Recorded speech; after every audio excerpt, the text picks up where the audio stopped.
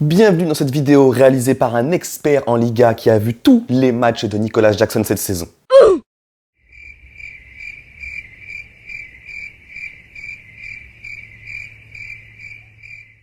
Bon, t'auras pas l'avis d'un expert pour cette vidéo-là, c'est vrai, mais vous inquiétez pas, vous me connaissez, j'aime bosser mes vidéos, surtout ces vidéos-là. Donc voilà, on va essayer d'aborder des angles intéressants pour ce joueur qui va probablement signer à Chelsea, puisqu'on a eu la confirmation que Chelsea voulait lever la clause libératoire du joueur. Donc on va voir son profil, on va le décortiquer, et surtout on va voir ce qu'il peut apporter à Chelsea, et ce que ça veut dire pour Broja et Datro notamment. Donc plein de choses intéressantes. On est parti pour cette vidéo qui est Nicolas Jackson. Let's go!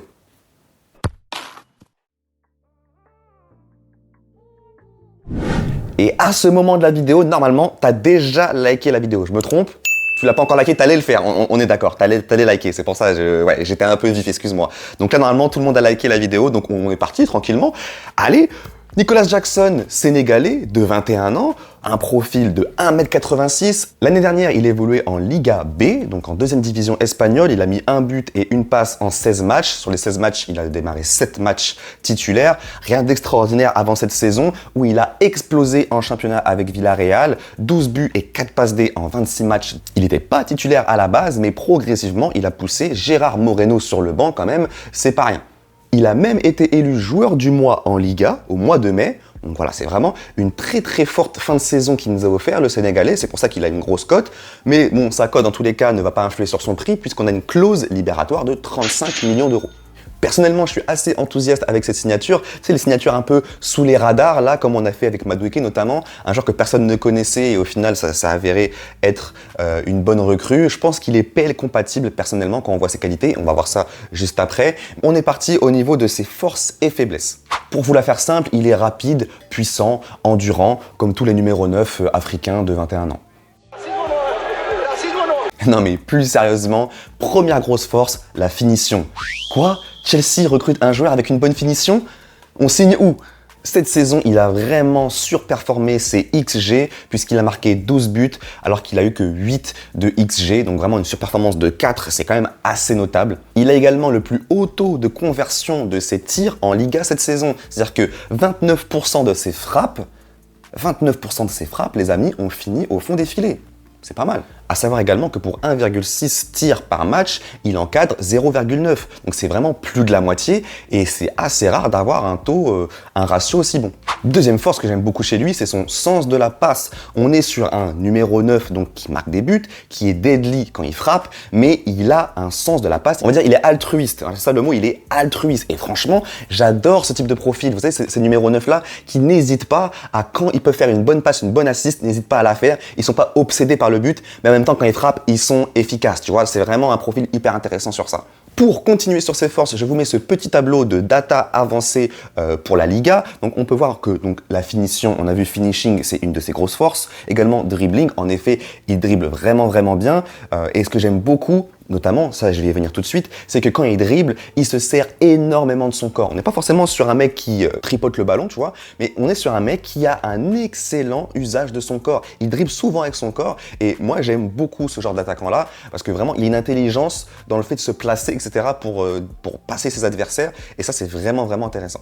Ensuite, on a box movement, donc les mouvements dans la surface de réparation. Apparemment, il est bon dans ça. Pour un numéro 9, c'est toujours bon signe. Ensuite, link play, et ça, c'est une qualité que je veux mettre en avant parce que un numéro 9 qui sait combiner, et c'est plus sur le jeu court, hein, le link play, donc c'est vraiment un joueur qui aime combiner sur le jeu court. Et je pense que Pochettino, et là, je pense qu'on est clairement sur une piste de Pochettino, de toute façon, tout ce qui arrive de Liga, je pense que c'est des pistes de Pochettino. Et quand on voit qu'il est intéressé par Nicolas Jackson, quand on voit qu'il est intéressé par Lautaro Martinez, on est sur des numéros 9 qui aiment combiner. On n'est pas sur des numéros 9 des renards de surface, tu vois, qui restent que dans la surface. On n'est pas que sur des mecs qui prennent la profondeur. On est aussi sur des mecs avec qui il est possible de combiner sur le jeu court. Et donc là, on voit qu'il y a aussi un attaquant qui est recherché par rapport au profil de Nkunku. On cherche un mec qui est capable de combiner avec Christopher Nkunku. Dernière force que je voulais aborder avec vous, les amis, il est droitier, mais se sert occasionnellement de son pied gauche. Voilà, c'est pas non plus un ambidextre, clairement pas, comme Nkunku ou Kolo Muani, j'en sais rien, qui eux vraiment, tu sais jamais de quel pied ils vont tirer.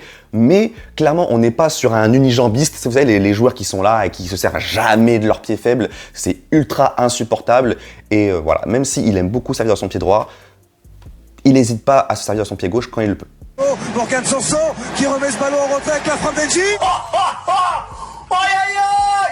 Avant de passer aux faiblesses, les amis, je vous mets ce petit tableau de data que vous aimez bien. Donc, on peut voir que c'est bien vert, bien partout. Donc, voilà, il a marqué beaucoup de buts. Donc, sur le compartiment offensif, on voit qu'il est vraiment très bien placé. Sur le compartiment technique, on voit que pour le pourcentage de passes, il fait partie quand même des 19% des numéros 9 qui ont le meilleur pourcentage de passes réussies. Donc, on l'a vu dans le link and play, il est pas mal là-dessus.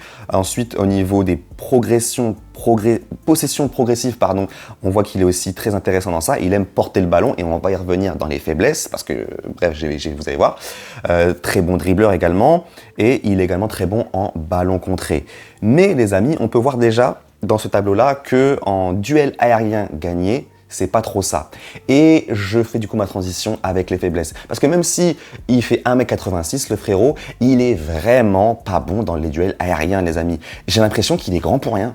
Non seulement en Liga, il a gagné que 30% de ses duels aériens cette saison, mais en plus, c'est sur un échantillon vraiment minuscule. Je veux dire, 0,5 duels aériens gagnés par match. C'est-à-dire que c'est tellement peu que non seulement il n'en réussit pas beaucoup, des duels aériens, mais en plus, il les dispute pas. C'est-à-dire quand tu disputes 0,5 duels aériens par match, c'est que tu n'y vas pas. C'est que tu n'y vas pas. Deuxième petit défaut, et c'est notamment ce que m'a reporté un ami fan de Liga, expert en Liga, à qui j'ai demandé des conseils du coup pour Nicolas Jackson, et il me disait que c'est pas un attaquant qui court. Voilà, quand il a pas le ballon, c'est pas forcément lui qui va faire les gros efforts de pressing.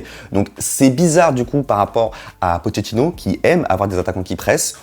Donc voilà, je ne sais pas si vraiment il veut mettre en place sa stratégie de pressing comme il l'a fait par le passé, parce que quand tu as Nkunku et Nicolas Jackson dans ton 11, ben, tu vas pas forcément avoir un gros pressing, surtout si tu as Sterling et tout aussi, on sait que c'est des joueurs qui peuvent le faire occasionnellement, mais pas tout le temps. Donc à voir ce qu'il va mettre en place, mais c'est vrai que je suis assez surpris par rapport à ce profil-là. Apparemment, c'est pas un joueur qui défend beaucoup. Et ça se vérifie notamment dans ce schéma où on peut voir qu'en defensive awareness et en ball winning ability, bah voilà, c'est pas ouf. Clairement, c'est pas un joueur qui va te gagner des ballons et qui est vraiment impliqué dans la science défensive. Dernier défaut et pas des moindres, je voulais m'intéresser sur, vous voyez, tout en bas, on a ball retention. Ok, donc on voit qu'il a 27, il est évalué à 27, simplement la conservation du ballon. Et quand je vois que ces datas avancées en Liga me disent qu'il est pas bon en conservation du ballon, et que après je vois dans les datas, notamment de ses matchs en Liga cette saison, qu'il perd un tiers de ses ballons, vraiment pas ouf. Et je me dis quoi? Je me dis c'est un joueur qui perd beaucoup de ballons alors qu'il dribble bien, il se sert bien de son corps, etc. Moi je pense que le fait qu'il perde beaucoup de ballons, c'est parce qu'il prend beaucoup de risques avec le ballon. Encore une fois, là je vous fais une analyse des datas, mais j'ai pas vu jouer le joueur. Donc clairement ça c'est encore à vérifier. Mais moi, je pense que c'est un joueur qui n'est pas vigilant, qui tergiverse à faire des passes et qui aime bien un peu trop porter le ballon. Pourquoi je vous dis ça? Donc, on a dit qu'il perd beaucoup de ballons, etc.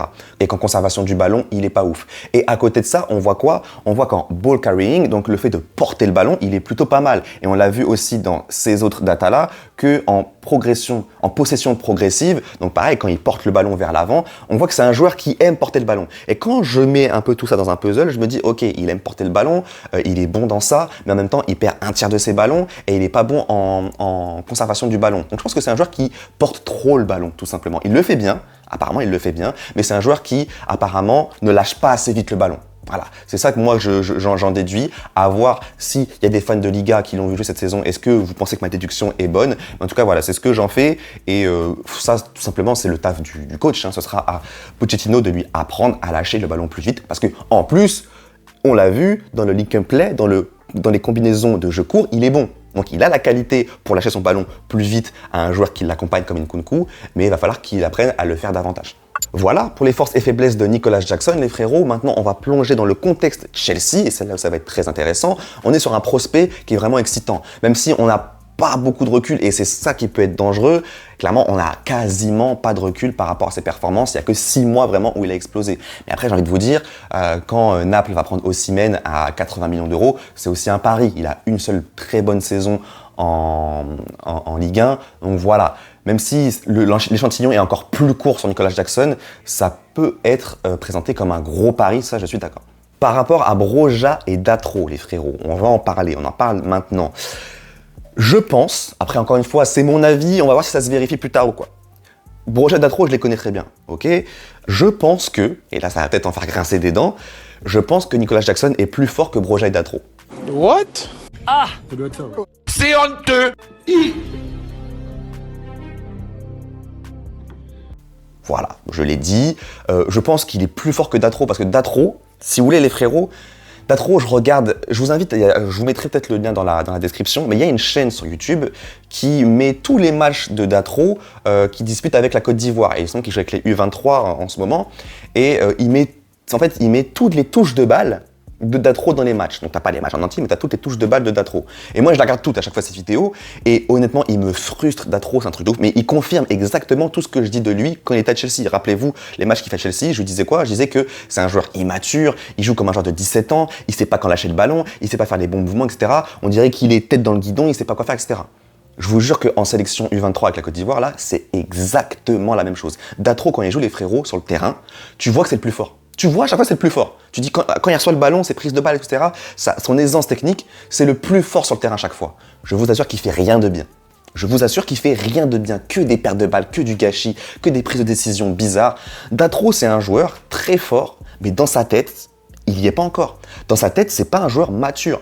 Et quand je vois notamment les passages de Nicolas Jackson et ce qu'on en dit et ce que je vois par rapport aux stats, j'ai l'impression que c'est un joueur beaucoup plus mature dans son jeu de passe, notamment dans le fait qu'il lève la tête, j'ai l'impression que c'est un joueur beaucoup plus mature que Datro. Donc pour moi déjà, il est plus fort que Datro. Pour moi déjà, en première ligue, quand tu as besoin de joueurs qui sont quand même prêts, t'as pas forcément besoin de joueurs qui ont du gâchis, du déchet, etc. Parce que la première ligue, ça va vite. Je pense que Nicolas Jackson est un joueur beaucoup plus prêt pour l'équipe première de Chelsea que Datro. Par rapport à Broja, pareil, j'ai été vraiment déçu parce que cette saison, avant sa blessure, il a quand même eu sa chance. On l'a vu avec Chelsea, on l'avait vu à Southampton avant ça, c'était très encourageant. Avec Chelsea, moi j'ai senti qu'il n'était pas encore là. J'ai senti qu'il n'était pas encore au niveau Chelsea. Et là, il est de retour de blessure, tu sais pas du tout ce que ça va être. Après les croisés, c'est toujours compliqué, on le sait, en tout cas pour la plupart des joueurs. Donc, quand je me dis que, en fait, moi, je vois la signature de Nicolas Jackson comme quelque chose d'ambitieux. Et là, vous allez me dire, attends, comment ça? Si on décide de prêter Datro cette saison pour qu'il puisse vraiment mûrir dans son jeu, parce que pour moi, il n'est pas du tout prêt, et si tu décides aussi de prêter Broja ou alors de le vendre avec une clause de rachat à Brighton par exemple, peut-être qu'on va se diriger vers ça pour baisser le prix de Caicedo notamment, à voir.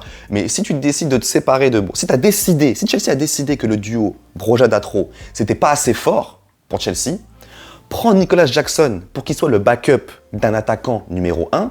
Pour moi, c'est un signe ambitieux. Parce que comme je vous dis, pour moi, de ce que je vois, je trouve que Nicolas Jackson est plus fort que Broja et Datro. Si tu le prends en tant que banquiste, en tant que bencher d'un attaquant plus fort, un Lautaro ou un Colomwani ou un Osimhen ou j'en sais rien, ce que tu veux, ou un Vlahovic, ok.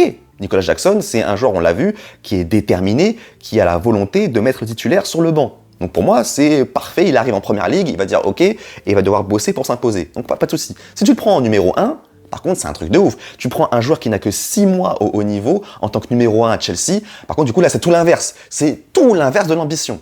Donc, j'ose espérer, voilà, je me dis que Chelsea a aussi besoin d'avoir des résultats. À un moment donné, vous avez vu tout ce qu'on dépense sur le mercato. Chelsea a vraiment besoin d'accrocher le top 4 l'année prochaine. Si 2 ans d'affilée, on ne joue pas avec des champions, c'est aussi chaud pour nos fesses financièrement. Tu vois ce que je veux dire? Donc, je ne pense pas que le club va jouer à mettre Nicolas Jackson numéro 1. Et la première ligue, c'est trop fort. La première ligue, c'est beaucoup trop puissant. Tu ne peux pas avoir un mec qui est fort depuis 6 mois, titulaire. C'est pas possible. Je n'y crois pas. Donc je me dis que c'est un remplaçant. Et si c'est un remplaçant d'un attaquant plus fort, pour moi c'est un move ambitieux. Parce que Broja, tu te dis il revient de blessure, c'est compliqué. Datro, pour moi c'est pas assez fort. Donc on va prendre un mec sur le banc plus fort que ça. Donc voilà les amis, c'est mon analyse de Nicolas Jackson. Il y aura sûrement une vidéo Here We Go quand on va le signer, je pense, officiellement, peut-être la semaine prochaine, à voir. Mais voilà, j'espère que vous avez kiffé cette vidéo. Désolé, c'est pas un avis trop expert parce que je l'ai pas vu jouer, mais j'espère que vous avez quand même kiffé mon interprétation de ces datas. Et on se retrouve pour d'autres vidéos. À très vite. Ciao.